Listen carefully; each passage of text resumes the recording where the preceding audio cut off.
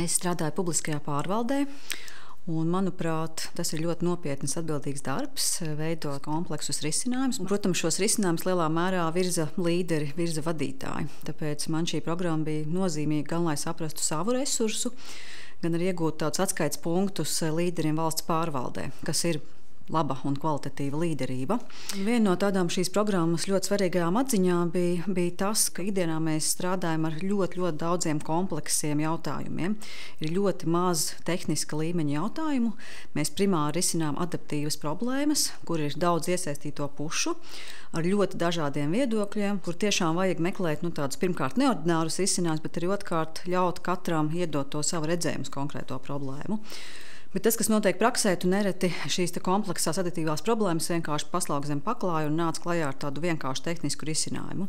Tas nav viegli risināt adaptīvas problēmas. Tam ir ļoti augsta cena, gan laika ziņā, individuālo prasmju ziņā, gan arī tādas individuālo baiļu ziņā, bet tas noteikti ir jādara, jo tā ir mana pārliecība, ejot cauri šai programmai, ka tas ir būtībā vienīgais veids, kā nest pievienoto vērtību caur publisko pārvaldi.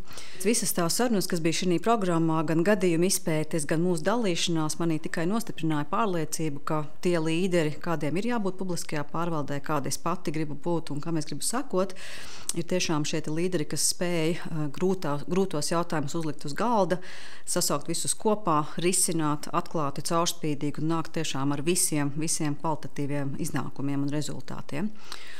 Un otra lieta, kas arī man ir palikusi kā tāda pamattēze, ir tā, ka tāds labs līderis, un līdz ar to ir līderis publiskajā pārvaldē, tas, kurš spēj sabalansēt ieguldījumu iešanā uz rezultātu un mērķi, un ieguldījumu tajā, kā tu strādā ar cilvēkiem, cik ļoti viņi jūtas redzēti, sadzirdēti, iesaistīti un iekļauti. Un ja tu aizšauji vienā vai otrā virzienā, tu nesasniedz nekā līderis rezultātu, ne arī attiecībā pret to problēmu, ko tu risini rezultātu. Šī programma man ir palīdzējusi saprast, ja tu neinvestē pašizziņā, pašattīstībā un tādā pašapzināšanās, tu būtībā nevari arī ieguldīt organizācijas attīstībā, arī mērķu sasniegšanā, jo tikai redzot sevi un attīstot to līderību sevī, tu arī vari sniegt ieguldījumu tiešām tādu svarīgu lielu jautājumu risināšanā. Viena no tādām šīs programmas, es teiktu, metaforām ir iziešana arēnā.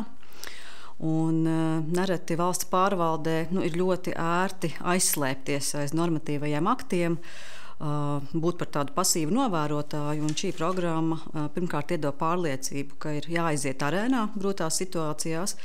Neskatoties uz to, ka uz tevi var lidot daudz dažādu priekšmetu, ka visi tevi redz no 360 grādiem, ka tu jūties vājš un ievainojams, bet ja tev ir mērķis, kas tiešām sniedz labumu visām iesaistītajām pusēm, no tā nav jābaidās.